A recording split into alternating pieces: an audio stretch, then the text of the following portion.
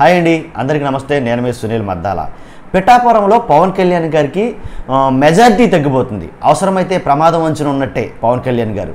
ఎందుకురా ఈ మాట్లాడుతున్నానంటే కనుక, ఏదైతే రాజకీయ విశ్లేషకులు ఉన్నారో చాలామంది పొలిటికల్ అనలిస్టులు వాళ్ళు మాట్లాడుతున్న మాటలు ఏంటంటే, పిఠాపురంలో పవన్ కళ్యాణ్కి భారీ మెజారిటీ అని అనుకున్నారు, కానీ మెజారిటీ చాలా మట్టుకు తగ్గిపోతుంది, మొత్తం పడిపోయింది మెజారిటీ అక్కడ. కాబట్టి అవసరమైతే తేడా జరిగే ప్రమాదం ఉంది, కాబట్టి కొంచెం రిస్క్లో ఉన్నట్టే పవన్ కళ్యాణ్ గారు అనేది కనుక కొంతమంది రాజకీయ విశ్లేషకులు మాట్లాడుతున్న మాట. మనమేం చెప్తున్నాం, మన అభిప్రాయం ఏంటంటే కనుక, నా అభిప్రాయం ఏంటంటే, ఏదైనా ఒక చోట ఆంధ్రప్రదేశ్ కానీ తెలంగాణ కానీ ఏదైనా కానీ అత్యధికమైనటువంటి పోలింగ్ శాతం వస్తే కనుక, ఓటర్లు విపరీతంగా తమ ఓటు హక్కు వినియోగించుకుంటే, ఎక్కువ పోలింగ్ జరిగితే కనుక 100% గవర్నమెంట్ మారే అవకాశాలు అయితే కనుక ఉంటాయి.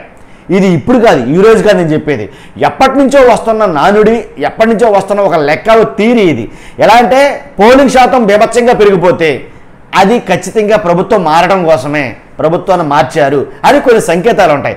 అలాంటిది ఇక్కడ రివర్స్లో జరుగుతుంది సీను. ఎలా అంటే, ఇక్కడ పిఠాపురంలో ఏదైతే అర్ధరాత్రి వరకు పోలింగ్ జరిగిందో, ఆ పోలింగ్ వల్ల పిఠాపురంలో అర్ధరాత్రి వరకు పోలింగ్ జరిగింది కదా, మొత్తం అందరూ తమ ఓటు హక్కు వినియోగించుకున్నారు, కసిగా ఓటర్లు తమ ఓటునైతే వేశారు అనేది కనుక చాలామంది మాట్లాడారు.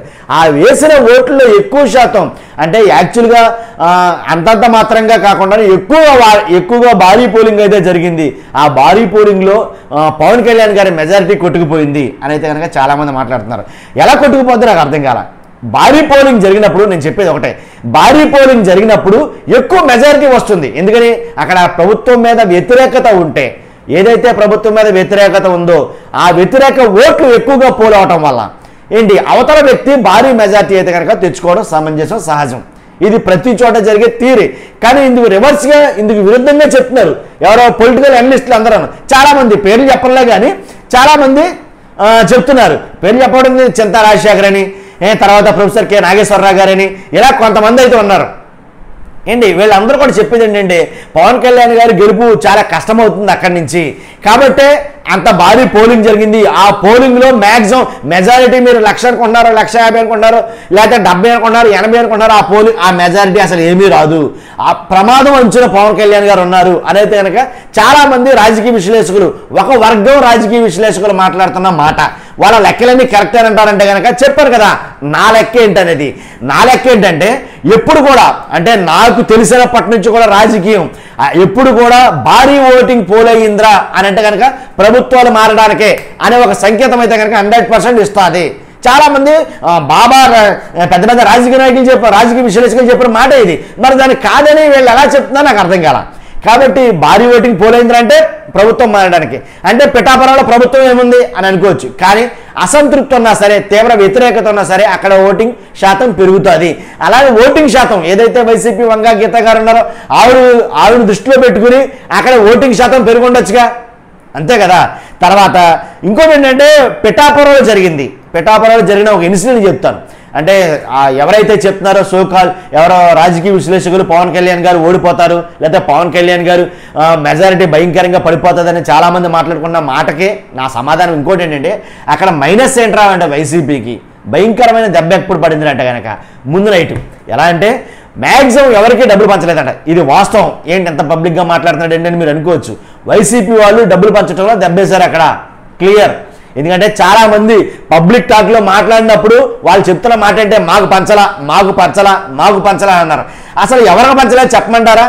ఏంటి, ఎవరైతే వంగా గీత గారికి సపోర్ట్గా ఉన్నారో, ఎవరైతే వంగా గీత గారికి ఓట్ బ్యాంక్, ఇది మా ఓట్ బ్యాంకే, ఎట్టి పరిస్థితుల్లో మా ఓట్ బ్యాంక్ మారదు అని అనుకున్నారో, అలాంటి ఓట్ బ్యాంక్ ఏదైతే ఎస్సీ ఎస్టీలు ఉన్నారో, అలాంటి ఓట్ బ్యాంకే క్రిస్టియన్స్ ఉన్నారో, అలాంటి ఓట్ బ్యాంక్కే డబ్బులు పంచలేదు. ఎందుకని పంచలేదు వైసీపీ వాళ్ళు అంటే, డబ్బులు సరిపోలేదు అన్నారంట. కాబట్టి మధ్యలో తినేసరి డబ్బులు సరిపోలేదు తర్వాత విషయం, కానీ మొత్తంలో డబ్బులు పంచలేదు కాబట్టి 100% అక్కడ ఓట్లు సగం సీలిపోతాయి. ఏదైతే మా ఓట్లు నా ఓట్లు ఏంటంటే నా ఎస్టీ నా బీసీ అన్నారో ఆ ఓట్లు ఖచ్చితంగా చీలిపోయినాయి. అక్కడ చీలిపోవడం కాదు, మొత్తం గంప కొత్తగా వంగా గీత గారికి వేయాల్సిన ఓట్లు పవన్ కళ్యాణ్ గారికి వేసాం అనేది కనుక వాళ్ళు లైవ్లో చెప్పడం జరుగుతుంది. మీకు అర్థమైంది అనుకుంటా.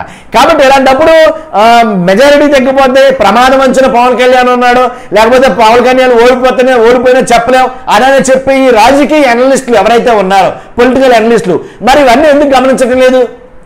కాబట్టి వాళ్ళు చెప్పే అంచనాలు ఎంతవరకు సమంజసం, వాళ్ళు చెప్పే అంచనాలకు ఏమన్నా ఆధారాలు ఏమన్నా ఉన్నాయంటే ఏమి లే, గాల్లో మాటలేమని అనిపించింది నాకు. ఎంత అనలిస్టులు అయితే మాత్రం, ఎంత రాజకీయ విశ్లేషకులు అయితే మాత్రం మినిమం కొన్ని ఉంటాయి కదా, అవి తీసుకోవాలి కదా బేసిక్స్, అవి మర్చిపోతాయి అలాగా 100%. ఏంటంటే ఫస్ట్ నుంచి వస్తుందే కదా. కాబట్టి అదండి నేను చెప్పాలనుకుంది ఏంటంటే, పవన్ కళ్యాణ్ గారు ఓడిపోతారు, పవన్ కళ్యాణ్ గారికి భారీ మెజార్టీ అనుకున్నది మొత్తం మెజార్టీ మొత్తం పడిపోయింది అని చెప్పే రాజకీయ విశ్లేషకులకి నాదో మాట. రాజకీయాన్ని విశ్లేషించడం మొదలైన కాడి నుంచి ఒకే ఒక థియరీ నడుస్తుంది, భారీ ఓటింగ్ జరిగిందంటే కనుక ప్రభుత్వం మారబోతుంది అనేది నేను చెప్పింది కాదు, ఇది మా తాతల కాలం నుంచి వస్తున్న మాట ఇది. కాబట్టి ఇప్పుడు కొత్తగా నేను చెప్పింది ఉంది నా మొహం. కాబట్టి మీ అందరికీ నేను చెప్పేది అదే. చూస్తున్న మీరు అందరూ కూడా మన ఛానల్ని సబ్స్క్రైబ్ చేయండి, కొత్త వాళ్ళు అయితే కనుక ఖచ్చితంగా. అలాగే మర్చిపోద్దు లైక్ చేయండి, వీడియో చాలామందికి షేర్ అవ్వాలి. Thank you very much.